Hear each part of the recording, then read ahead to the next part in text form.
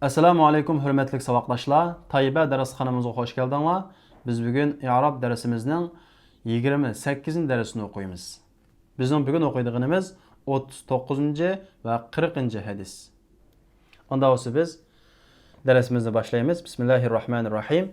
An ibn Abbas radhiyallohu anhuma anna Rasululloh sallallohu alayhi va sallam qol: "Inna Alloha tajawaza li an ummati al-khata'a wan-nisyana wa mastukrihu alayhi." Hadisun hasan.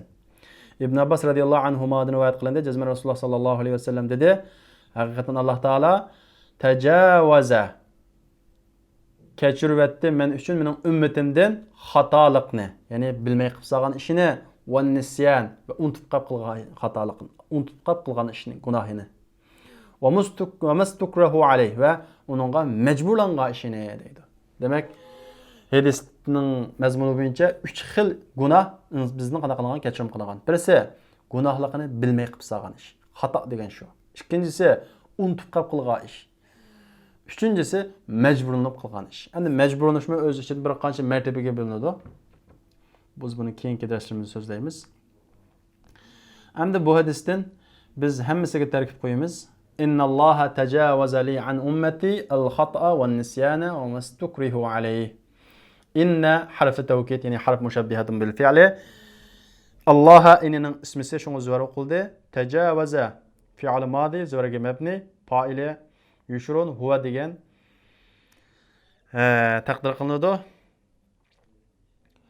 شنقلا تجاوز ديجن فعل إن نمكن مثلا خبره لي جار مجرور عن حرف جر ummati deki umme mecrur şunda qala umme mudaf ya mudafun ileyh zirlikni o'rindab qaraymiz.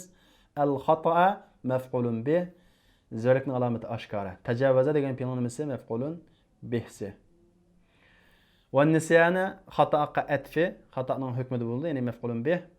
Va mastukrihu alayh bu yerdagi bu harfining atfining o'si ma ismi mavsulninki ma'si. Unga majburlangan dedik-ku. Şundaqla bu mu nimaga atbi? Xato atbi. Ustukrihu fi'l madi ko'plik shakli majhul. Majhul. Vo naib fa'ili pashlikning o'rnida deb qaraymiz. Alayhi jar majrur. Demak bu hadisning tarkibi mushada oyoqlashdi. Endi bizning bugun o'qiydigan oxirgi hadisimiz 40-hadis. An ibn Umar radhiyallohu anhuma qal أخذ رسول الله صلى الله عليه وسلم بمنكبي.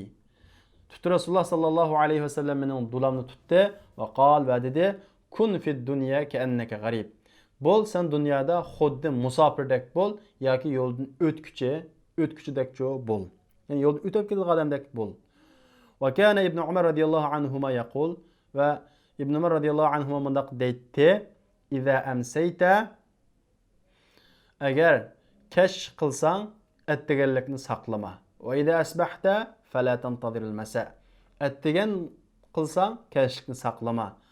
Va khuz min sihhatika limaradik.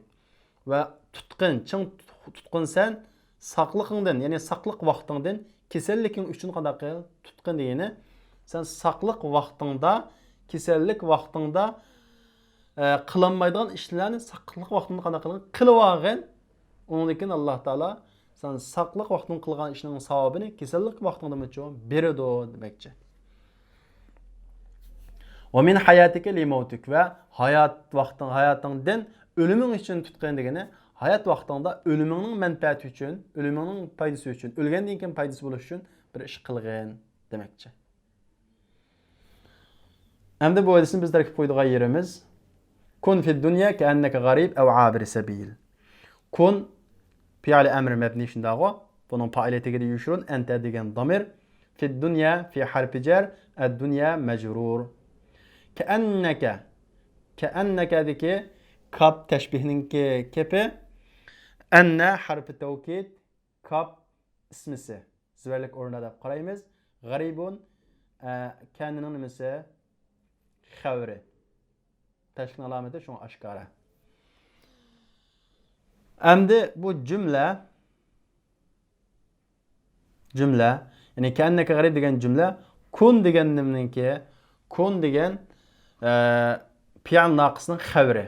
kun degan fe'l naqsning ismisi tegidagi yushurun domirasi nimasi bo'ldi? Ismisi bo'ldi. Av harf atpi, abir nimaga atpi bu? G'arib qatpi. Shuni o'xshash tarkib qo'yiladi. Shundaqla bu mudof, sabilcho, mudofun ilayhi. Endi sizlarga topshiriq bildigan mazmun İza amsayta fala tantaziril sabah va iza asbahta fala tantaziril masa. Bu o'ringa sizlar tarkib qo'ysizlar, bu sizlarga topshiriq. Unda bo'lsa o'qdoshlar bizningki i'rob darsimiz mushu yerda oxirlashdi. Inshaalloh kelarki darslarimizda ko'rishaylik. Assalomu alaykum. اطلب العلم أخي فهو درب به نور به ترقى به تحيا عالما حرا فخور اطلب